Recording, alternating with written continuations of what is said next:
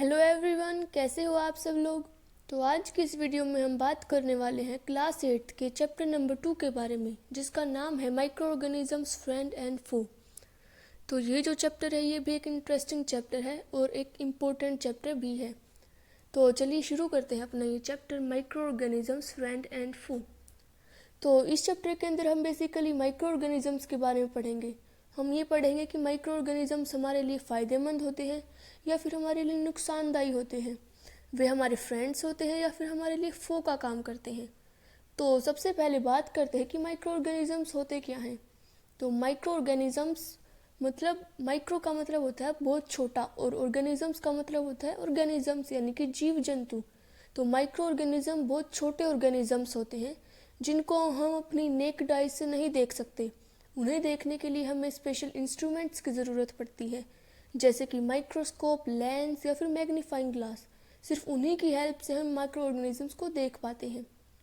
तो चलिए शुरू करते हैं। You have seen several kinds of plants and animals. तो आपने अपने आसपास बहुत सारे टाइप के प्लांट्स और एनिमल्स को देखा है, जैसे कि गाय, भैंस, कुत्ता, बिल्ली या फिर दूसरे ह्यूमन बींग्स। तो ये सारे जो है मैक्रो ऑर्गेनिजम्स हैं। इनको हम बिना किसी माइक्रोस्कोप की हेल्प से आसानी से देख सकते हैं।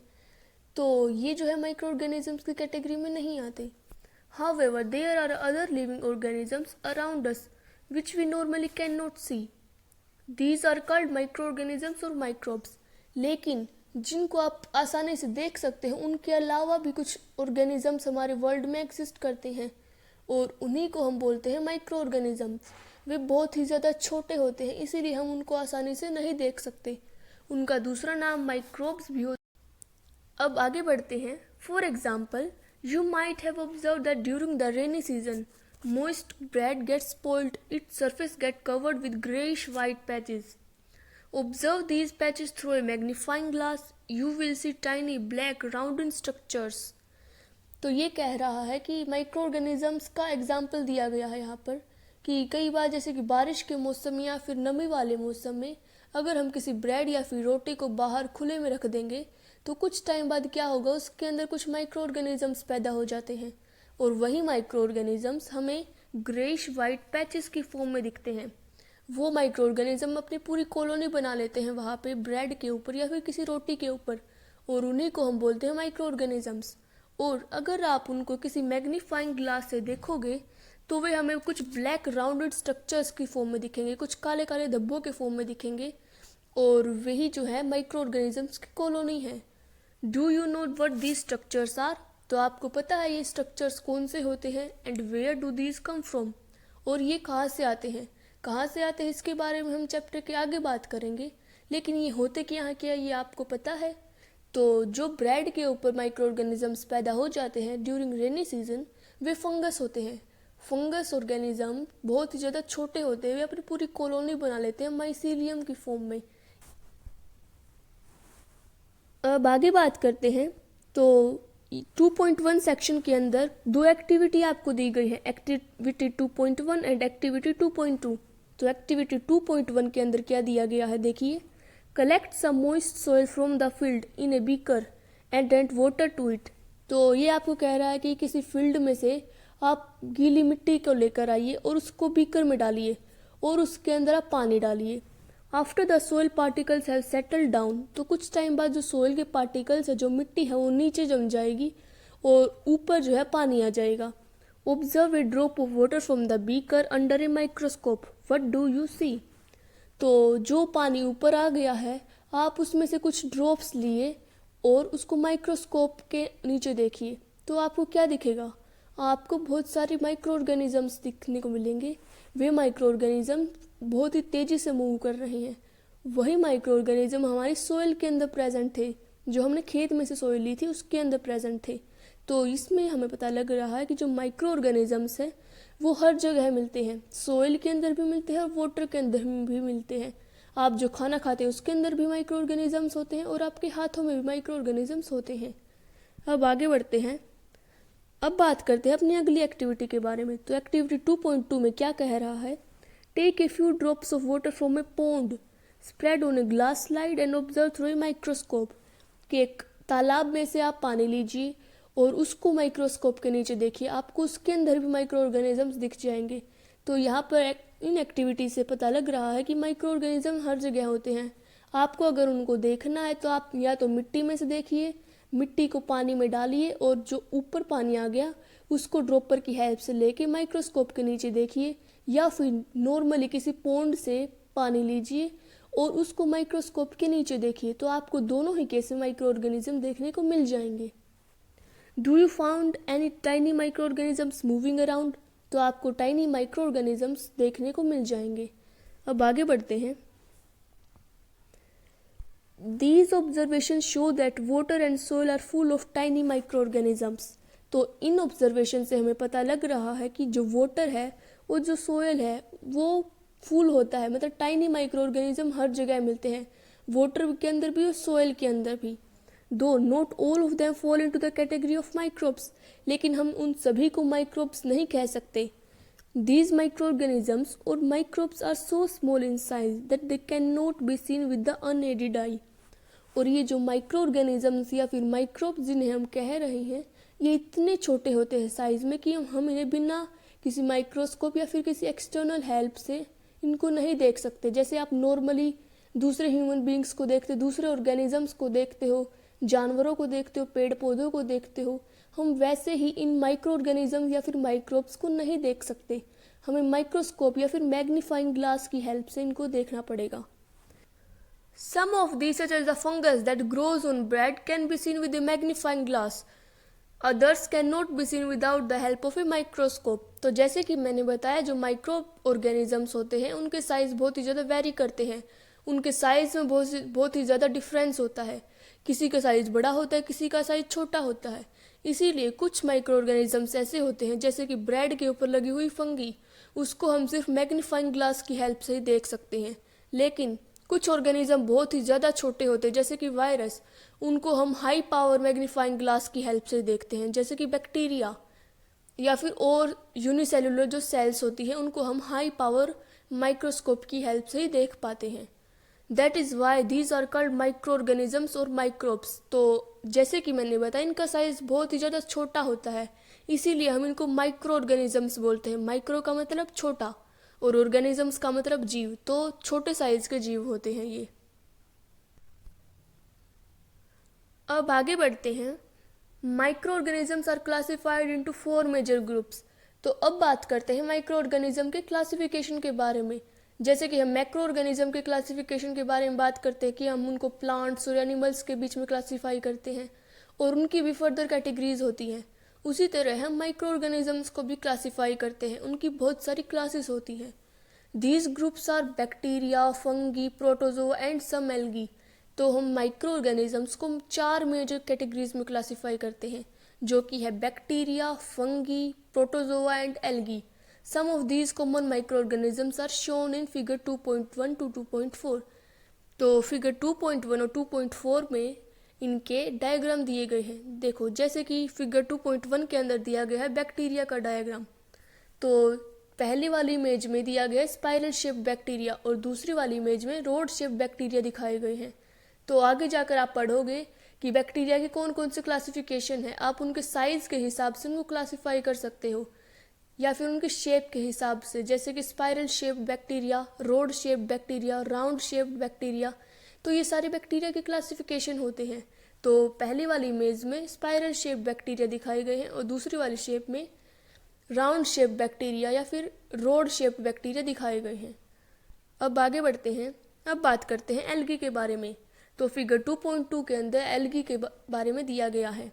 तो जो पहला वाला डायग्राम है ये क्लेमिडोमोनाज है, ये एक यूनिसेलुलर एल्गी है, जबकि दूसरा वाला डायग्राम है ये स्पायरोगायरा का है, ये भी एक एल्गी का एग्जाम्पल है। तो आपको इन दोनों एग्जाम्पल्स को याद रखना है, क्लेमिडोमोनाज और स्पायरोगायरा। तो स्पायरोगायरा एक फ्रेगमेंटेड एल्गी है और क्लेमिडोमोनाज एक सिंगल सेल एल्गी है, मतलब सिर्फ एक ही सेल है इसके अंदर। और जो क्लेमिडोमोनाज है इसके पास फ्लैजिला भी है, तो जो फ्लैजिला है ये इसको मूव करने में हेल्प करते हैं। अब बात करते हैं प्रोटोजोआ के एग्जाम्पल्स के बारे में। तो प्रोटोजोआ के एग्जाम्पल्स में आते हैं अमीबा और पैरामीशियम। तो अमीबा जो है वो एक इर्रेगुलर शेप का प्रोटोजोआ है, एक इर्रेगुलर शेप का माइक्रो ऑर्गेनिज्म है जबकि पैरामीशियम है इसकी एक डेफिनेट शेप है और इसकी बॉडी पर बहुत सारे सीलिया प्रेजेंट है। जैसे कि आप इस डायग्राम में देख सकते हो, बहुत सारे छोटे छोटे धागे से हैं और यही धागे अगर आप माइक्रोस्कोप के नीचे देखेंगे तो बहुत ही क्लियर दिखेंगे और ये सीलिया इसको मूवमेंट में या फिर फूड को ट्रैप करने में हेल्प करते हैं। तो प्रोटोजोआ भी एक माइक्रो ऑर्गेनिज्म है। इसके एग्जाम्पल है अमीबा और paramecium.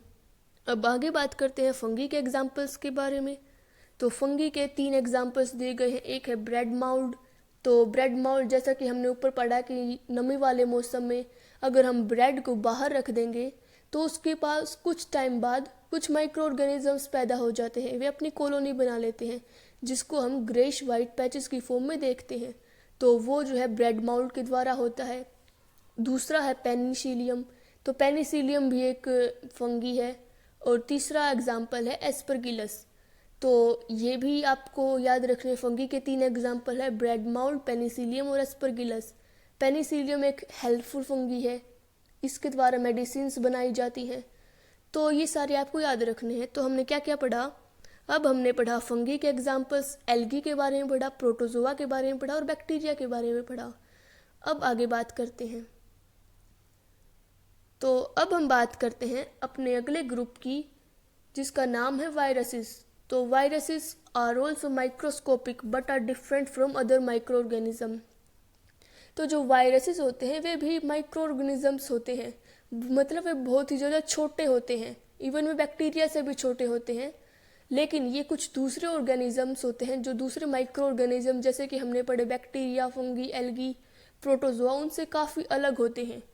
They however reproduce only inside the cells of host organisms, which may be a bacterium, plant or animal. तो जो वायरसेस होते हैं ये अपने होस्ट ऑर्गेनिज्म के अंदर रहते हैं। तो जो वायरसेस होते हैं उनका नेचर बहुत ही ज़्यादा डिफरेंट होता है। वे ना तो नॉन लिविंग होते हैं ना तो लिविंग होते हैं। वे नॉन लिविंग और लिविंग के बीच में आते हैं। अगर वे किसी जीवित व्यक्ति के अंदर चले जाते, जैसे कि इसके अंदर एग्जाम्पल दिए गए बैक्टीरिया, प्लांट, एनिमल, या अगर ये इन होस्ट ऑर्गेनिजम्स के अंदर एग्जिस्ट करते हैं तो वे लिविंग ऑर्गेनिजम्स होते हैं। लेकिन वही अगर ये नॉन लिविंग ऑर्गेनिजम्स के ऊपर जाते हैं, नॉन लिविंग जो मटेरियल्स होते हैं उनके ऊपर रेसिस्ट करते हैं, उनके ऊपर एग्जिस्ट करते हैं, तो वे नॉन लिविंग हो जाते हैं। तो जैसा कि मैंने बताया वे होस्ट ऑर्गेनिज्म के अंदर रहते हैं, इसीलिए वे लिविंग होते हैं। Some of these viruses are shown in figure 2.5। Figure 2.5 में हमें वायरसेस के एग्जाम्पल्स दिए गए हैं। तो देखिए फिगर 2.5। तो ये जो है वायरसेस हैं। तो वायरसेस जो है ना तो लिविंग होते हैं ना नॉन लिविंग होते हैं। ये बेस्ड होता है कि कौन सी कंडीशंस में वे रह रही हैं। तो अगर हम वायरसेस के डायग्राम के बारे में बात करें तो ये 2 चीज़ों के से मिलकर बना हुआ है। एक प्रोटीन पार्ट होता है और दूसरा होता है इसका जो जेनेटिक मटेरियल होता है। तो जो प्रोटीन पार्ट है उसके अंदर बहुत सारा जेनेटिक मटेरियल प्रेजेंट होता है। जेनेटिक मटेरियल के अंदर हम डीएनए पढ़ते हैं। तो डीएनए आपने सुना होगा, डीऑक्सीराइबोन्यूक्लिक एसिड एक न्यूक्लिक एसिड है। जैसे कि और जो प्रोडक्ट्स होते हैं जैसे कि प्रोटीन्स, फैट्स, विटामिन्स, उनके जैसे ही न्यूक्लिक एसिड होते हैं। न्यूक्लिक एसिड का एग्जाम्पल होता है डीएनए या फिर आरएनए। तो जो ये वायरसेस होते हैं इसके प्रोटीन कोट के अंदर हमें जेनेटिक मटेरियल या फिर न्यूक्लिक एसिड देखने को मिलते हैं। तो डीएनए उसका एक एग्जाम्पल है।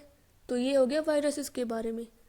अब तो ये हो गए वायरसेस के एग्जाम्पल्स। तो आपको याद रखना है कि वायरस कैसे हो दिखते हैं। उसके अंदर प्रोटीन कोट होता है, जेनेटिक मटेरियल होता है खुद का। तो अब तक हमने पढ़ा कि वायरसेस माइक्रोस्कोपिक ऑर्गेनिजम्स होते हैं। ये दूसरे माइक्रो ऑर्गेनिज्म जैसे कि बैक्टीरिया, फंगी, एल्गी और प्रोटोजोआ से अलग होते हैं, क्योंकि वे ना तो लिविंग होते हैं ना नॉन लिविंग होते हैं। वे डिपेंड करते हैं कि कौन सी कंडीशंस में वे रह रहे हैं। अब बात करते हैं कि वायरसेस के कारण कौन कौन सी बीमारियां होती हैं। So common elements like cold, influenza या फिर flu and most coughs are caused by viruses.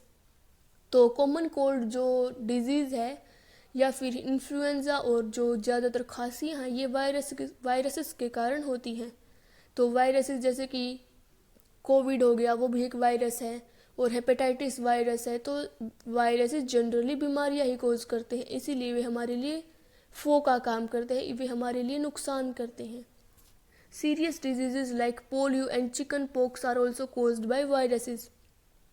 तो पोलियो और चिकन पॉक्स जैसी बीमारियां भी वायरसेस के द्वारा होती हैं। अब बात करते हैं आगे। Diseases like dysentery and malaria are caused by protozoans. तो प्रोटोजोआ की कौन कौन सी बीमारियां हो गई? डिसेंट्री हो गई और एक मलेरिया हो गई। तो ये दोनों बीमारियां प्रोटोजोआ के कारण होती है, जबकि जो टाइफाइड और टीबी मतलब ट्यूबरक्लोसिस है वो एक बैक्टीरियल डिजीज है, बैक्टीरिया के द्वारा वे होती हैं। You have learned about some of these microorganisms in class 6th and 7th। तो अपने पिछली क्लासेस में कुछ माइक्रो ऑर्गेनिजम्स के बारे में पढ़ा होगा। तो इसके बारे में हमें ये याद रखना है कि कौन कौन से माइक्रो ऑर्गेनिजम्स कौन सी बीमारियां कोज करते हैं। तो एक बार समरी देखते हैं। जो प्रोटोजोआ है वो डिसेंट्री और मलेरिया कोज करता है, और जो बैक्टीरियल डिजीज़ है उसके अंदर आते हैं टाइफाइड और ट्यूबरकुलोसिस, जबकि जो वायरसेस है उनकी बहुत सारी बीमारियां होती हैं जो हमारे ह्यूमंस के अंदर होती हैं, जैसे कि कॉमन कोल्ड, इन्फ्लुएंजा या फिर फ्लू। कॉमन फ्लू जो होता है और जो खांसियाँ होती हैं वो वायरसेस के कारण होती है। कुछ सीरियस डिजीज भी कर देते हैं वायरस, जैसे कि पोलियो और चिकन पॉक्स। तो ये सारी वायरस के द्वारा बीमारियां होती हैं। तो चलिए अब आगे बात करते हैं। अब बात करते हैं अपने सेक्शन 2.2 के बारे में। तो इसके बारे में हम बात करेंगे where do microorganisms live. तो अब तक हमने पढ़ा कि माइक्रो ऑर्गेनिजम्स क्या होते हैं, उनके क्लासिफिकेशन के बारे में हमने पढ़ा, जैसे कि आप ऊपर वायरस का डायग्राम देख सकते हो। तो अब बात करते हैं कि ये माइक्रो ऑर्गेनिज्म रहते कहाँ हैं। तो जैसा कि मैंने ऊपर बताया था कि जो माइक्रो ऑर्गेनिजम्स है वो लगभग हर जगह होते हैं, इनकी संख्या बहुत ही ज़्यादा होती है। तो माइक्रो ऑर्गेनिजम्स में भी single celled like bacteria, some algae and protozoa. तो सिंगल सेल्ड माइक्रो ऑर्गेनिजम्स में आपको याद रखना है बैक्टीरिया हो गया, एल्गी हो गया, प्रोटोजोआ हो गया।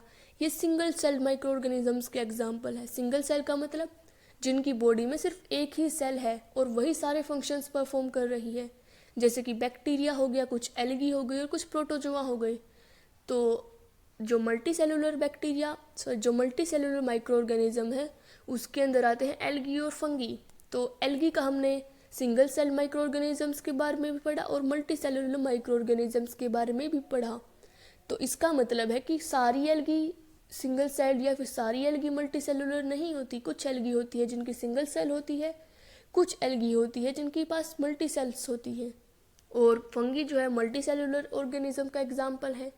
दे live in all types of environment ranging from ice cold climate to hot springs.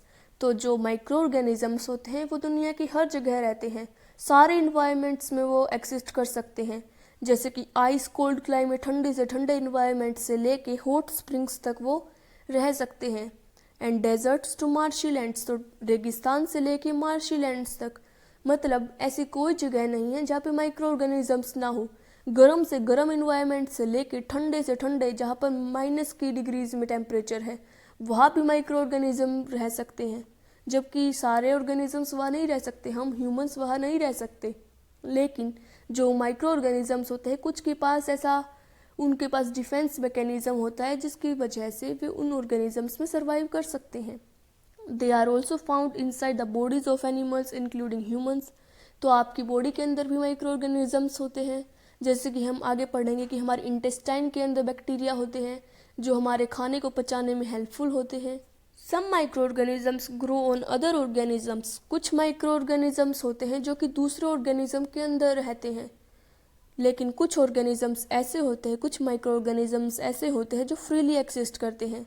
तो जो दूसरों के अंदर रहते हैं उसका एग्जाम्पल हमने पढ़ा वायरसेस या फिर बैक्टीरिया भी जो हमारे ह्यूमन इंटेस्टाइन के अंदर रहते हैं, लेकिन कुछ ऐसे होते हैं जो नेचर के अंदर फ्रीली एक्सिस्ट करते हैं। तो माइक्रो ऑर्गेनिजम्स की कैटेगरी बहुत ही ज़्यादा वेराई करती है, ये बहुत ही वेराइड नेचर के होते हैं, ये हर जगह मिलते हैं।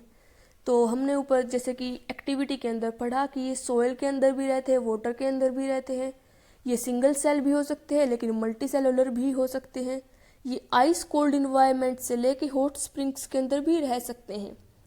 तो अब तक हमने माइक्रो ऑर्गेनिजम्स के बारे में पढ़ा। तो आज के लिए बस इतना ही, और अगली वीडियो के अंदर हम बात करेंगे अपने अगले टॉपिक की जिसका नाम है माइक्रो ऑर्गेनिजम्स एंड अस। तो इस टॉपिक के अंदर हम पढ़ेंगे कि माइक्रो ऑर्गेनिजम्स हमारे लिए बेनिफिशियल है या फिर हमारे लिए हार्मफुल है, वे हमारा फ़ायदा करते हैं, हमारे लिए नुकसानदायक होते हैं। तो इसके बारे में हम अगली वीडियो के अंदर बात करेंगे। तो अगर आपको आज वाली वीडियो अच्छी लगी हो या समझ में आई हो तो वीडियो को लाइक, शेयर और कमेंट ज़रूर करें और चैनल को भी सब्सक्राइब कर लें।